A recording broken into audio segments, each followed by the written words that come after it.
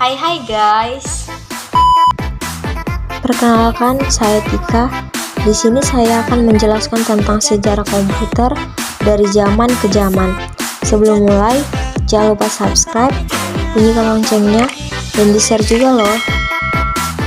Tahap 1. Sebelum kita memasuki sejarah komputer, kita harus tahu apa sih itu komputer, bagaimana sih bentuknya. Pasti kita sudah banyak yang mengetahui komputer itu apa, karena pada zaman sekarang anak-anak saja sudah pandai menggunakan komputer dengan bermain game, chatting-chattingan. Ya, bocil-bocil sekarang kan lebih pandai punya pacar daripada kita. Ya, jadi komputer itu suatu peralatan elektronik yang bisa menerima masukan data atau dia mengolah data dan memberikan hasil keluaran dalam bentuk informasi. Dia berupa gambar, teks, suara, ataupun video, seperti itu. Tahap 2. Sekitar 30 tahun setelah Pascal menemukan kalkulator otomatis matematika, kawannya yang bernama Gottfried Wilhelm Leibniz mengembangkan kalkulator sebelumnya. Dengan menambahkan sistem bilangan biner, sistem tersebut membantu mesin untuk menangani perhitungan lebih mudah daripada sistem desimal.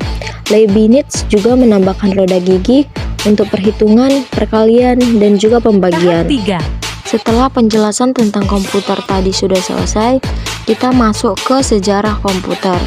Dari generasi komputer yang pertama, generasi yang kedua, ketiga, keempat, dan yang kelima.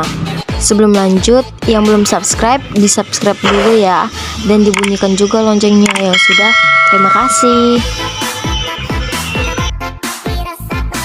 Komputer generasi pertama tahun 1940 sampai 1959. Dengan terjadinya Perang Dunia II, negara-negara yang terlibat dalam perang tersebut berusaha mengembangkan komputer untuk mengeksploitasi potensi strategis yang dimiliki komputer. Hal ini meningkatkan pendanaan pengembangan komputer serta mempercepat kemajuan teknik komputer. Dan pada tahun 1941, seorang insinyur yang bernama Konrad Zuse, dia membangun sebuah komputer Jet 3 untuk mendesain pesawat terbang dan peluru kendali. Lanjut, komputer generasi kedua tahun 1959 sampai 1965. Pada tahun 1948, penemuan transistor sangat mengaruhi perkembangan komputer. Transistor menggantikan tabung vakum di televisi, radio, dan komputer. Akibatnya, ukuran mesin-mesin elektrik berkurang drastis. Transistor mulai digunakan di dalam komputer mulai pada tahun 1956. Lanjut, komputer generasi ketiga tahun 1965 sampai 1970. Walaupun transistor dalam banyak hal menggului tube vakum, namun transistor menghasilkan panas yang cukup besar, yang ada berpotensi merusak bagian-bagian internal komputer. Batu kuarsa menghilangkan masalah ini.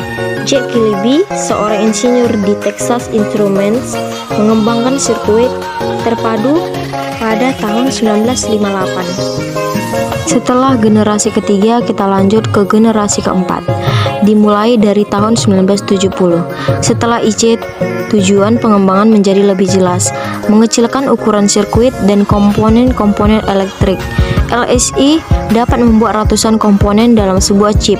Pada tahun 1980-an, Very Large Scale Integration atau VLSI membuat ribuan komponen dalam sebuah chip tunggal. Seorang anak sedang mengoperasikan IBM PC. ULSI meningkatkan jumlah tersebut menjadi jutaan. Kemampuan untuk memasang sedemikian banyak komponen dalam suatu keping yang berukuran setengah keping uang logam mendorong turunnya harga dan ukuran komputer. Hal tersebut juga meningkatkan daya kerja, efisiensi, dan keterandalan komputer. Chip Intel 4004 yang dibuat pada tahun 1971 membawa kemajuan pada IC dengan meletakkan seluruh komponen dari sebuah komputer, Central Processing Unit, memori, dan kendali input atau output dalam sebuah chip yang sangat kecil. Sebelumnya, IC dibuat untuk mengerjakan suatu tugas tertentu yang spesifik.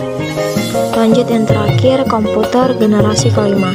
Contoh imajinatif komputer generasi kelima adalah komputer fiksi HAL 9000 dari novel karya Arthur C. Clarke berjudul 2001 Space Odyssey. HAL menampilkan seluruh fungsi yang diinginkan dari sebuah komputer generasi kelima dengan kecerdasan buatan. HAL dapat cukup memiliki nalar untuk melakukan percakapan dengan manusia, menggunakan masukan visual, dan belajar dari pengalamannya sendiri. Banyak kemajuan di bidang desain komputer dan teknologi yang semakin memungkinkan pembuatan komputer generasi kelima. Dua kemajuan rekayasa yang terutama adalah kemampuan pemrosesan paralel yang akan menggantikan model non-Neumann. Model non-Neumann akan digantikan dengan sistem yang mampu mengkoordinasikan banyak CPU untuk bekerja secara serempak.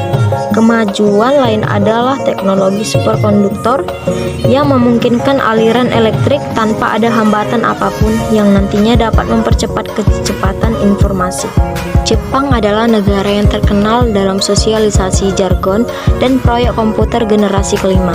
Lembaga ICOT atau Institute for New Computer Technology juga dibentuk untuk merealisasikannya. Banyak kabar yang menyatakan bahwa proyek ini telah gagal.